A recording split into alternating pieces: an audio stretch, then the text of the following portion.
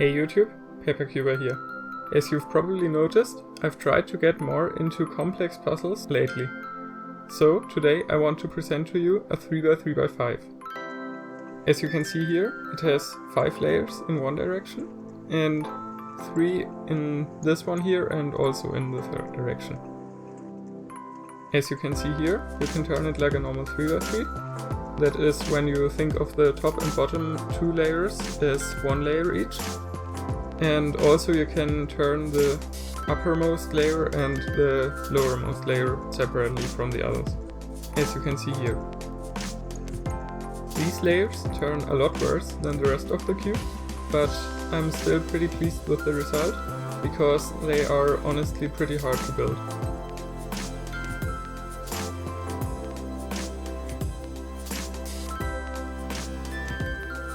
So now let's dive deeper into how this puzzle works.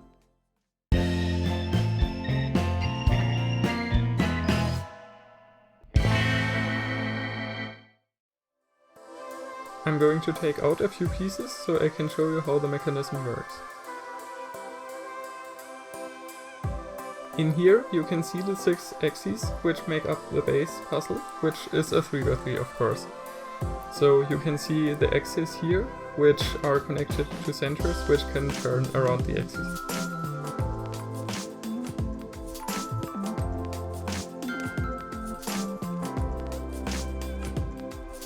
Now, these are the edge pieces of the middle layer, which are simply normal 3x3 edges, as they would be in any other puzzle as well.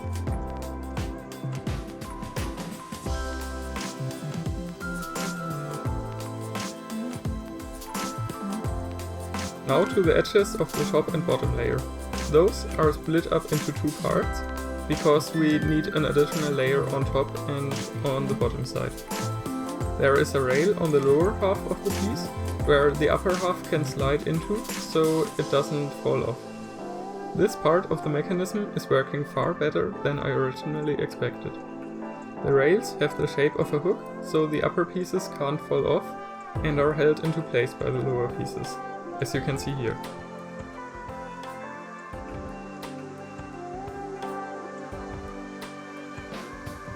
With the corners, it's pretty much the same. They are split into 2 parts, and the lower half has a hook, where the upper half can hook into.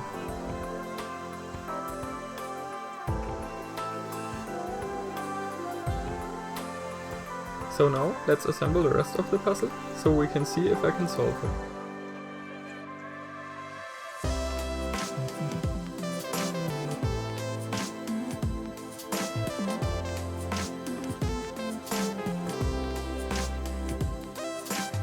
I'm scrambling the top and bottom layers first, and then I'm going to scramble the puzzle like a regular 3x3. Because once I start scrambling it like a 3x3, I can't turn the top and bottom faces anymore, because they get mixed up with pieces where they can't be turned anymore.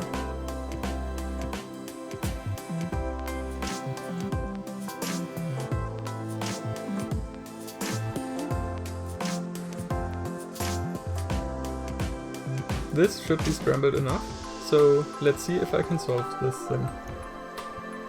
I think I'll try to solve the inner 3x3 first and see if I can figure out the top and bottom layers afterwards.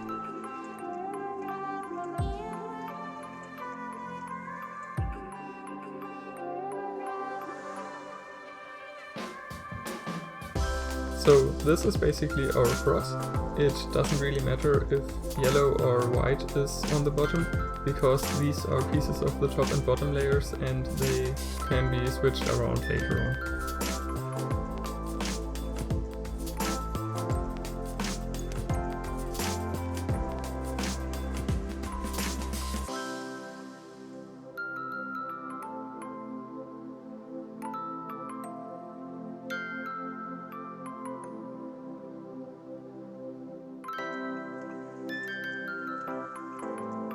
Now our first 2 layers are done, so it's only 1 more layer to go for the inner 3x3.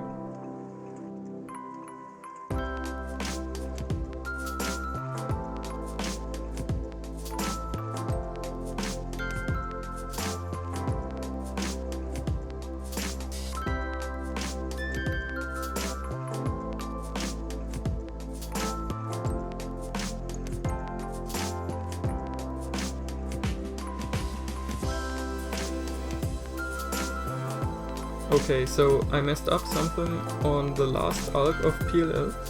So we're basically back to square one because all the steps before are ruined by this mistake. So I don't know, I think I'm going to try to solve only the shape. So we have a top and bottom layer which are turnable, and then I'm going to try to get the pieces into the right colors, so the top and bottom two layers are correct, and then I can solve it like a 3x3. Let's see if I can manage to do that.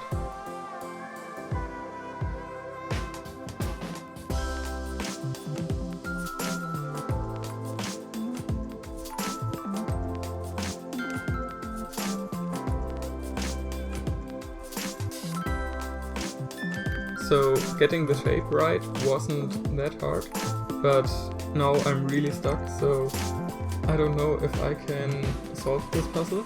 I'm going to try a bit more, but I don't really know how to approach this situation with solving the top and bottom layers. So I think I might have to give up, but let's try a bit more and see if maybe I can figure out something.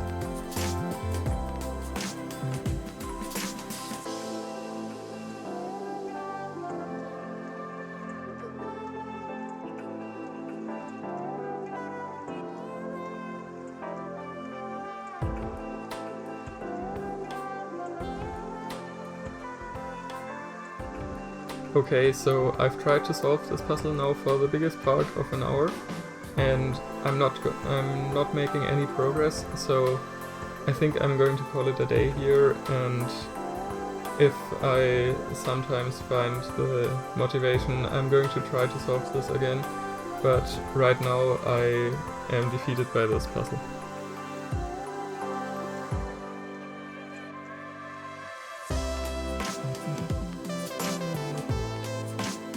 But with a bit of really poor video editing, I can still make this puzzle be solved in a second. So here we go. Ah yeah, that was quick. Anyways, that's it with this puzzle showcase. If you enjoyed the video, please give it a like, and if you want to see more videos like this in the future, subscribe. See you in my next video.